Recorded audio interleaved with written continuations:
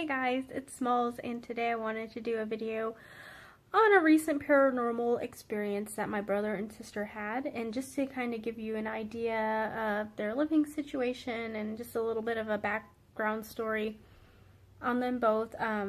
They are much older than me, 15 and 20 years.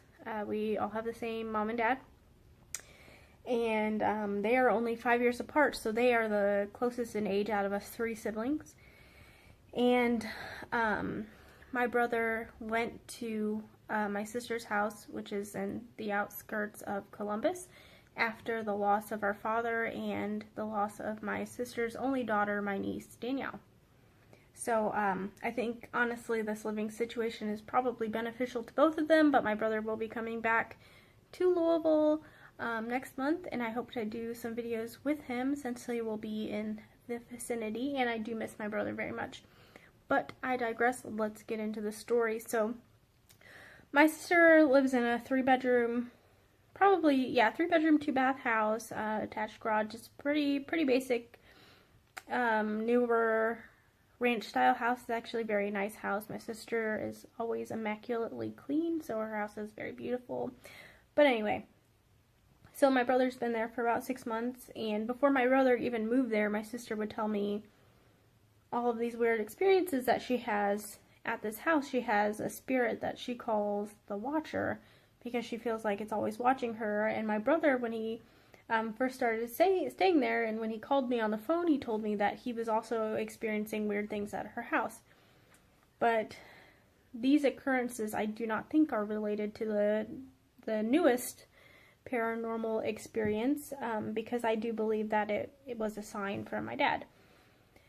So my brother said that he was there with my sister, and my sister was, I guess she wasn't around, she was in a different room or something, and he thought he heard footsteps. So he got up and he looked around, and, you know, the dog and the cat were in a different part of the house, so it wasn't the dog and the cat. So that was kind of weird, but, you know, not really that unusual for my sister's house, because from what they have told me, it is pretty active. I had not experienced anything when I had stayed there, but anyway. So my sister has lived in this house since 2007, maybe 2008. I know that it was really new when I came to stay with her right after I graduated high school. So I would say probably 2008, early 2008 is when they bought this house. So that's kind of important. That's why I'm telling you. So anyway, my sister's boyfriend comes home after a long day of work and notices that a box has fallen from the second story of their garage, and they have in their garage they have stairs, and then like a balcony or a second level, I guess, for storage. And one of these boxes had been flung off of the second story in the garage, and everything had been dumped out. So they went out there to clean up everything from this box, and they find a paper that was from my dad's mortgage at the house that he owned, that I did a lot of my growing up in Toledo, Ohio. So I mean, I guess that's not that weird, but it is weird that my sister has that paper in her possession, and I will tell you why.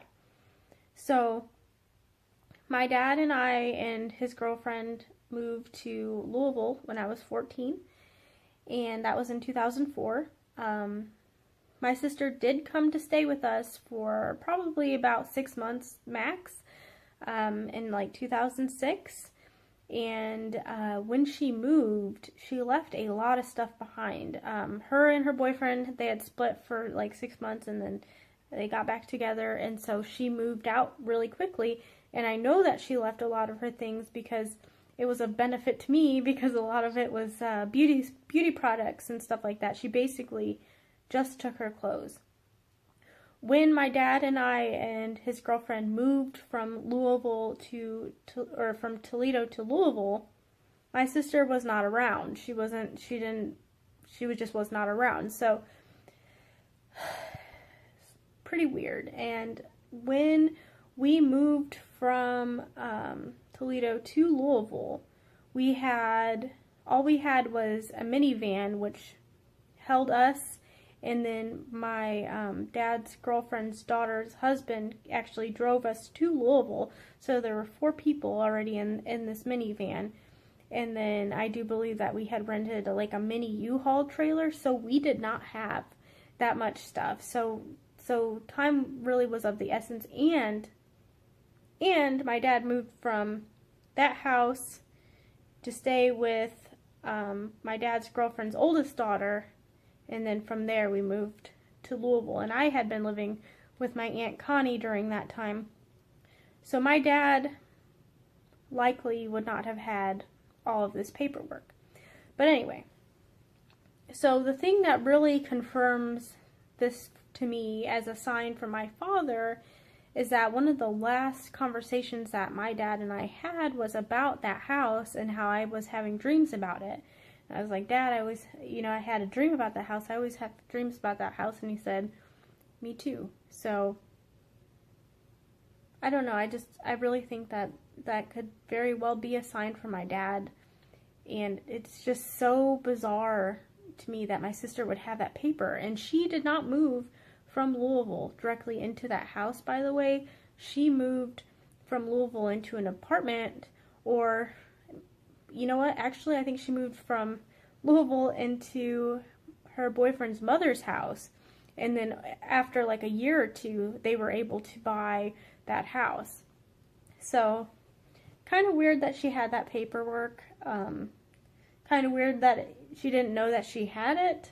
And kind of weird that, that was one of the last conversations that my dad and I had, and I know that that house was something that was very important to him. So, I don't know. I guess I can't say definitively that it is paranormal, but it is weird that the box was just randomly knocked off the shelf, and out of all the boxes and things that my sister has in storage, it was a box that had that paperwork in it. So, kind of weird. But yeah, I'm getting settled into my house. I'm getting ready to go to Mexico in 2 weeks, which is super exciting. I'm so ready. And yeah, overall things are pretty good, and I don't know, I don't really have any complaints, and I wish you all well, and I appreciate the support. If you have any questions or comments, please feel free to do that below. And as always, have a great day. Bye.